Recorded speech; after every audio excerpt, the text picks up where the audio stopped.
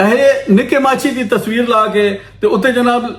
पीर नसीरुद्दीन रहमतुल्लाह अलैह दी आवाज लाइए और सड़दा क्यों है और मैं देवनी होवे तो तेन पहले दे दावा खुदा दे बंदे हो कोई अगो बंदा को बंदा तो वेखा करो तुसी आधे कहने वास्ते पे हो और तुसी लैटरीन दे उत्ते ताजमहल दा बोर्ड ला दो तो ताजमहल बनवे सी सड़ने वाले हो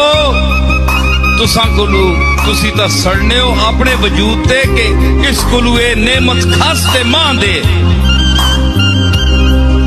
ते ओ आना मैं तुदा देनी होवे ते पहले ही चाह देवे ना तेरी पूछी है जी नहीं खोते दे गाट तख्ती लेके पा दो कि ये घोड़ा तो ओ चपली बजन लग वैसी घोड़ा और पीर नसीरुद्दीन बने मंगण वाला पीर है बने मंगने तो छोड़ो एक कुर्बानी थे शहर चो खलड़े इकट्ठे करे ना एक खला मंगण वाला जेड़ा कि गरीबां दा मस्कीना यतीमा मोहताजां दा हक है वो खलड़े इकट्ठे करके खाना है इन्हें तुसी पीर नसीरुद्दीन नाल लाई बैठे हो और इस तो यार कह सड़ना होए ओए 8वीं फेल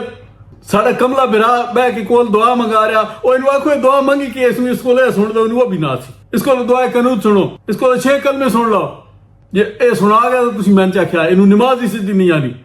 खुदा दी कसम है मैं आप इनु तक कुकुड़ काची पा के बनावण ना ये हुण मुकर वंजे ना ते आख्या मैं हल्फा ना आख सकदा पंडवाला वाला बाणा कोल मेरी गड्डी तन पिछों वंज मिली ते मुश्ताकू म्याणे ना तू पिछली सीट ते बैठा है कच पा के कुकुड़ बनावण वाला पे है ये भी कोकड़ी है वाह वाह वाह वाह सुभान अल्लाह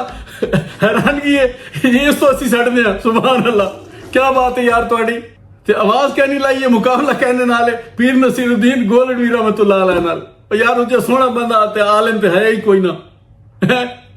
ये उदी जुती बराबर भी नहीं ये माछी हो सैयदजादा वो हसबी नसबी उदा हसब नसब सैयदना इमाम हसन और इमाम हुसैन तक साबित है इनाना अतरा बटे देख लो यार बात तक सो हसदा पे आए और मेरा ख्याल है तुसी खुद इन्हां दी बेइज्जती कर रहे हो इन्हां तुसां जूर बनाया